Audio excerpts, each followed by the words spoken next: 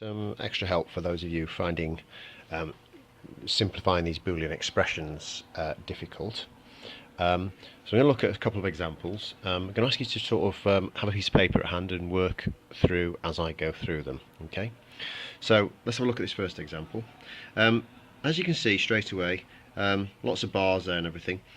First thing to remember that precedence rules apply to Boolean expressions. So we know that these multiply AND gates will occur before the OR gates. So let's do this first, just to be sure that we know the order of events. So we're going to put some brackets around there, just to be clear that that is what is happening. Right, let's look at the two separate brackets. Now look at this guy here. Lots of bars across there, a bit of a pain, these things, trying to simplify expressions with those in. What do we do?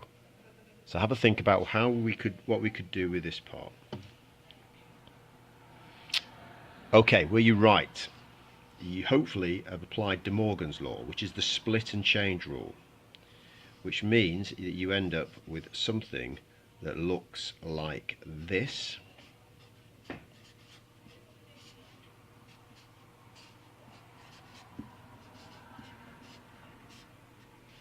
Notice I haven't touched that part of the equation, only I've chosen my operator, applied it to that. And that can then be simplified further to A plus not B, because of course a double negative means nothing, plus B dot A. Okay, what can we do further? Well, again, we've got a bar across there, so have a think about what you would do now. Yep, that's right. Hopefully you've chosen De Morgan's law again. So you've got A plus B hat plus B plus A underscore. Right, what do we do next? Can we simplify further?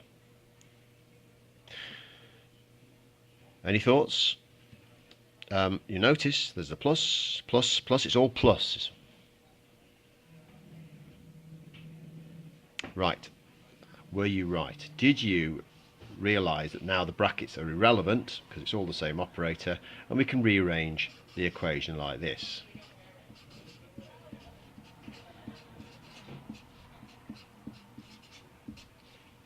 That should be a B. Any further improvement that can be made? Yep, hopefully you have got A plus not A going into an OR gate. So you know that one is going to be 1 and one is going to be 0 because they're the opposite of one another. And as soon as you have an OR gate with at least one of the inputs as a 1, your answer is going to definitely be a 1. So that could be simplified to 1.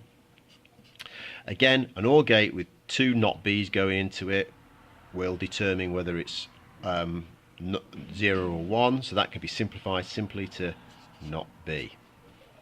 Now, have we finished? Well, no, not really, because we've got an OR gate here, and we've got 1 going into it. Well, any OR gate with a 1 going into it is going to always going to output a 1. So actually, the solution to this one is 1.